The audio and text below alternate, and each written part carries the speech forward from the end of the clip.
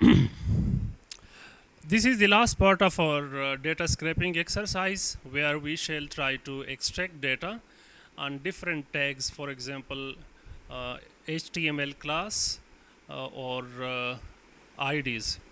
So these classes and IDs are used to identify elements in the HTML page. We start with the import request. The request is a package that is used with the data fetching from websites. And BS4 we have already used this package, and we are doing this for symbol OGDC. So we could have written this whole URL in the old-fashioned /OGDC, but I'm keeping symbol separately so that later on, if we want to use this in a loop, so I keep this part as variable. So this is the whole link to the page. If you go to the page, this is the page, and what we are doing, we shall I'm targeting to get data from the people section, this specific. So if we right click on that and inspect this element, the people section,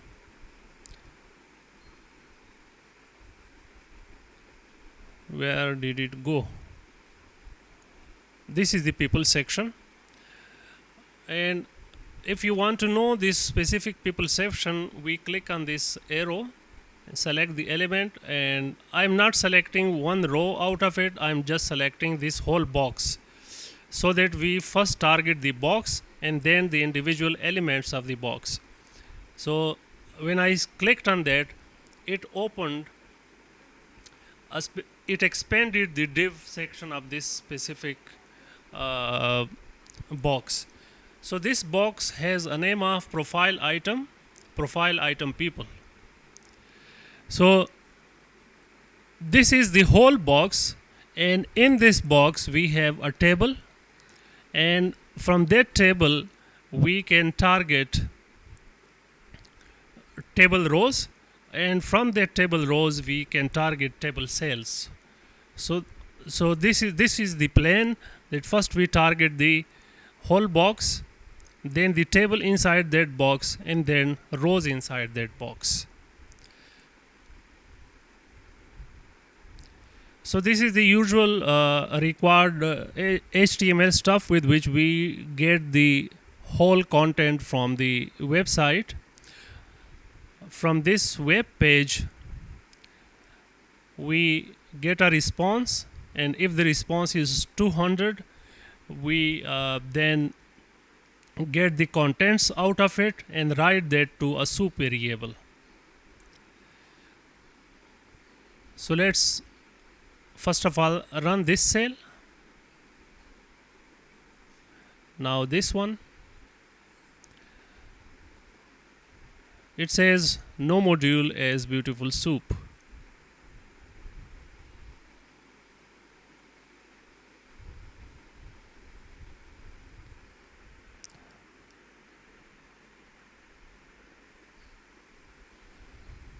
Did we run it? And it is still giving us the same error.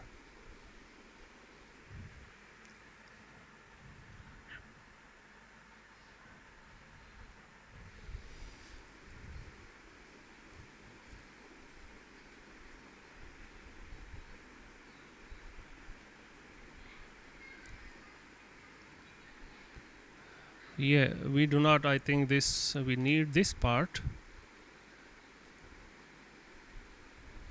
Yes. So we were using the older version of the beautiful soup. I removed that part, and now the item name, as we saw on this the page, if you double click on this, you get the full item name.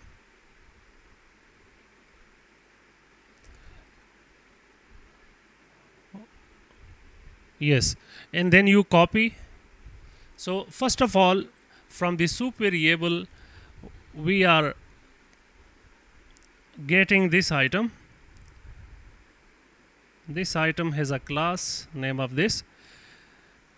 So what we are saying is this find all div, yani we are looking for div that has a class name of this people item this, and we are storing the contents in a variable called all.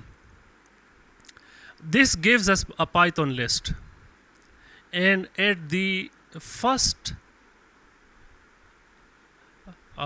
index we get all the data. So we write the first item of this Python list to people, and in the people variable we have this text. So if you see, there are 3 rows. How do we identify rows? With the help of tr. So this is our first row. It is closed over here. This is our second row. It is closed over here. This is our third row. So we have a total of 3 rows. So there are 3 rows, each containing data for different persons. So let's extract those rows from the people object. So rows is equal to people dot find all tr. So from this people object, we will extract all elements that have a tag of tr. And once we run this line, we get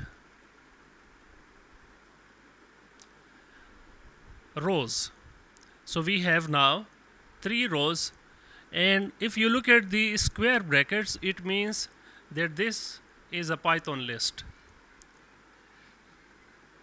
Whenever you see these brackets, it means that we have a Python list.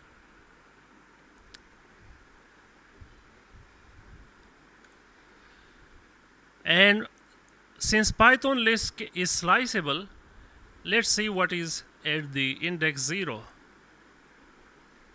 So at the index 0, we have one TD, that is Dr. Qamar Javed Sharif, and we have another TD, that is chairman. So the first cell has the person name, and the second cell has the person designation. Now in each row there are 2 cells. So from the first row Python list, we again find all TDs, and it creates again a Python list of cells. So at cell 0 we get the person name, and at cell 1 we get the person designation. So now I hand over to you to process the second row and extract all the people.